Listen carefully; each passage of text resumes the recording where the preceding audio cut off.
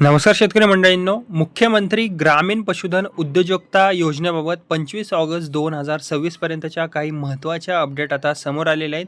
आता या योजनेमध्ये गाय, म्हैस पालन, शेळी मेंढी पालन, कुक्कुटपालन, वराह पालन आणि पशुखाद्याशी संबंधित व्यवसायासाठी आता अनुदानसुद्धा मिळणार आहे. पण सध्या सर्वात महत्त्वाचा प्रश्न उपस्थित आहे की या योजनेचे ऑनलाईन अर्ज जे आहेत ते नेमके कधी सुरू होणार आहेत. ओके, या संपूर्ण अपडेटबद्दल आपण एक एक करून समजून घेणार आहोत. याविषयी काय काय नवीन अपडेट आलेली आहे, माहिती आलेली आहे. ओके, तर शेतकरी मंडळींनो, शेवटपर्यंत व्हिडिओ तुम्ही नक्की पहा आणि व्हिडिओला लाईक करायला विसरू नका.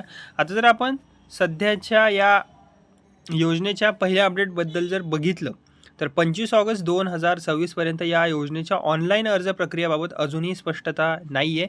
कारण की काही ठिकाणी अर्ज सुरू झाल्याचे दावेसुद्धा केले जात आहेत. मात्र अधिकृत पशुसंवर्धन विभागाच्या संकेतस्थळावर 25 ऑगस्टपर्यंत सर्वांसाठी अर्ज सुरू झाल्याची स्वतंत्र स्पष्ट अधिसूचना उपलब्ध नसल्याचे दिसून येत आहे. त्यामुळे शेतकऱ्यांनी सोशल मीडियावर फिरणाऱ्या कोणत्याही अनधिकृत लिंकवरून अर्जसुद्धा करू नये.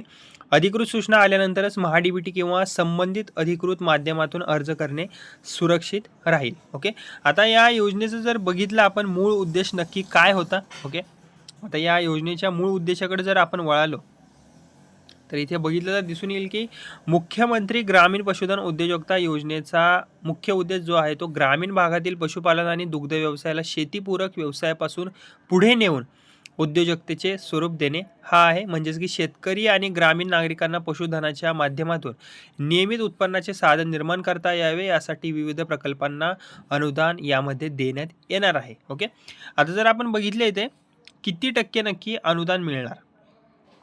ओके, यामध्ये किती टक्के अनुदान मिळणार.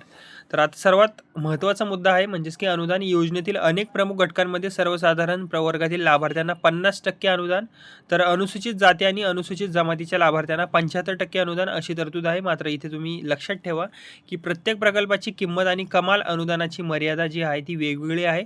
त्यामुळे प्रत्येकाला एकच ठराविक रक्कम मिळेल असंही नाही होणार. ओके, तसेच आता इथे एक गाय म्हैस प्रकल्पाबद्दल एक अपडेट आहे. ती म्हणजेच की योजनेमध्ये दुधाळ गाय किंवा म्हैस पालनासाठी प्रकल्प ठेवण्यात आलेला आहे.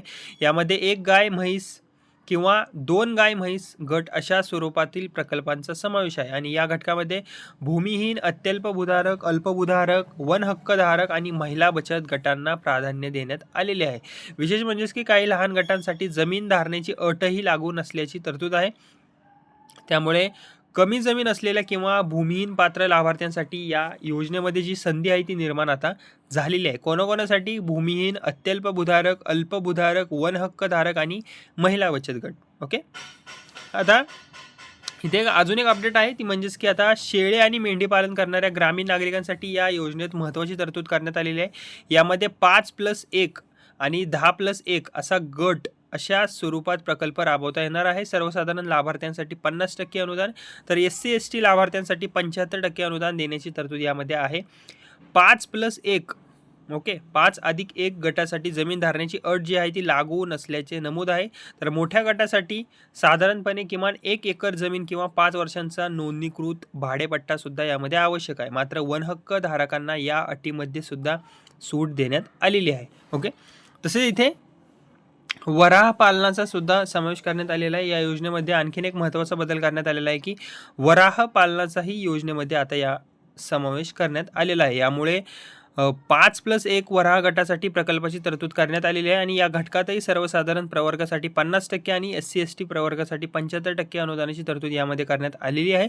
त्यामुळे वराह पालनाचा व्यवसाय सुरू करू इच्छिणाऱ्या ग्रामीण लाभार्थ्यांनाही या योजनेचा फायदा निश्चितच होऊ शकणार आहे.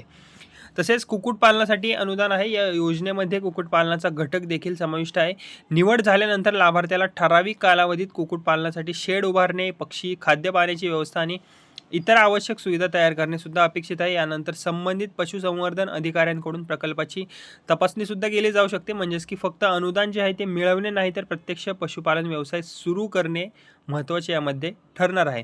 आता चारा उत्पादनाबद्दल एक अपडेट आहे लेटेस्ट, ती म्हणजेच की योजनेतील अतिशय महत्त्वाचा घटक आहे तो म्हणजे की चारा उत्पादन. वैयक्तिक शेतकऱ्याला 1 हेक्टरपर्यंत चारा उत्पादनासाठी 100% अनुदान देण्याची तरतूद करण्यात आलेली आहे.